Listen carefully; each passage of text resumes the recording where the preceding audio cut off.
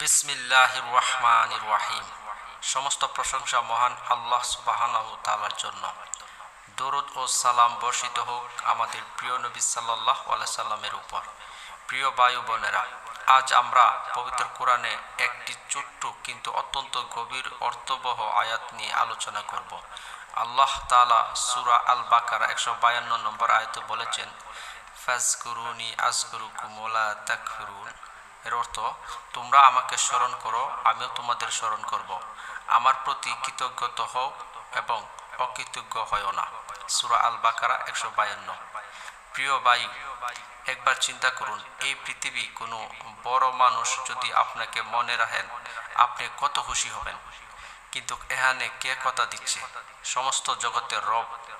তিনি বলেছেন, তুমি আমাকে স্মরণ করো, আমিও তোমাদের স্মরণ করব। এটি একজন মুমিনের জন্য কত বড় সুসংবাদ। আজ আমরা কত মানুষের মনে রাখার চেষ্টা করি, বন্ধুদের, আত্মীয়দের, কর্মক্ষেত্রের মানুষদের, কিন্তু আমরা কি প্রতিদিন আল্লাহকে স্মরণ করি? সকালে ঘুম থেকে উঠে কাজ শুরু করার আগে, কোনো কষ্টের সময়, কোনো আনন্দের সময়, একজন মুমিনের জীবনে আল্লাহর জিকির দিয়ে আলোকিত হোক। রাসূলুল্লাহ সাল্লাল্লাহু আলাইহি সাল্লাম আল্লাহকে স্মরণ করতেন জীবনের প্রতিটি অবস্থায়। তিনি আমাদের শিখিয়েছেন সকালের জিকির, সন্ধ্যার জিকির, ঘুমানোর আগের জিকির, খাওয়ার আগে পরে দোয়া, ঘর থেকে বের হওয়ার দোয়া, মসজিদে প্রবেশ এবং বের হওয়ার দোয়া। এগুলো শুধু মুখের শব্দ নয়, এগুলো আল্লাহর সঙ্গে আমাদের সম্পর্ককে দৃঢ় করা। যখন মানুষ আল্লাহকে স্মরণ করে, তার অন্তর শান্ত হয়। আল্লাহ তাআলা অন্য একটি আয়াতে বলেন, জেনে রাখো, আল্লাহর স্মরণেই হৃদয় প্রশান্তি লাভ করে। সূরা আর-রদ। আজ মানুষের কাছে অর্থ আছে, বাড়ি আছে, গাড়ি আছে, কিন্তু অনেকের অন্তরে শান্তি নেই। কারণ প্রকৃতি প্রশান্তি সম্পদে নয়, আল্লাহর জিকিরে। ভাই ও বোনেরা, আমরা প্রায় আলহামদুলিল্লাহ বলি, কিন্তু কৃতজ্ঞতা শুধু মুখের কথা নয়। কৃতজ্ঞতার তিনটি দিক রয়েছে। প্রথম, অন্তরে বিশ্বাস করা সব নিয়ামত আল্লাহর পক্ষ থেকে এসেছে। দ্বিতীয়, মুখ আল্লাহর প্রশংসা করা, মুখে আল্লাহর প্রশংসা করা। তৃতীয়, সেই নিয়ামতকে আল্লাহর সন্তুষ্টির পথে ব্যবহার করা। যদি আল্লাহ আমাদের সুস্থ দেন, তাহলে সেই শরীর দিয়েই ইবাদত করি। যদি তিনি সম্পদ দেন, তাহলে হালাল পথে ব্যয় করি এবং অভাবীদের সাহায্য করি। যদি তিনি জ্ঞান দেন, তাহলে সেই জ্ঞান মানুষের কল্যাণে ব্যবহার করি। এটাই প্রকৃত শুকর।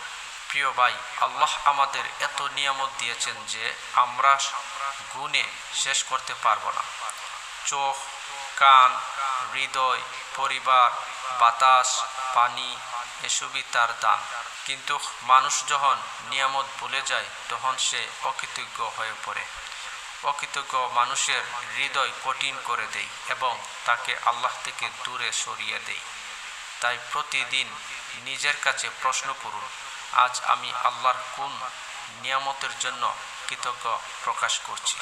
অনেকেই বলেন, আমি আল্লাহকে বেশি স্মরণ করতে চাই, কিন্তু কিভাবে শুরু করব? শুরুটা খুব সহজ।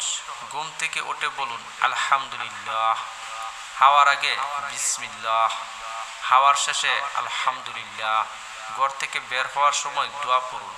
5 ওয়াক্ত সালাতের পর কিছু সময় জিকির করুন। প্রতিদিন অল্প হলেও কুরআনের তেলাওয়াত করুন। রাসূলুল্লাহ সাল্লাল্লাহু আলাইহি সাল্লাম নিয়মিত সকাল সন্ধ্যায় জিকির করতেন।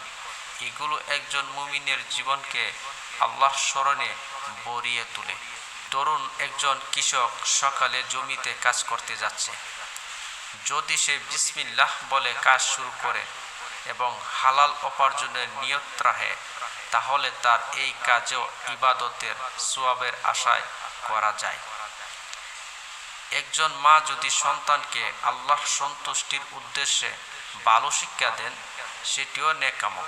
একজন ব্যবসায়ী যদি সততার সঙ্গে ব্যবসা করেন এবং প্রতারণা থেকে বাঁচেন, সেটিও আল্লাহর সন্তুষ্টির পথ। ইসলাম শুধু মসজিদের ভেতরের জীবন নয়, বরং পুরো জীবনকে আল্লাহর স্মরণে সাজানোর শিক্ষা দেয়।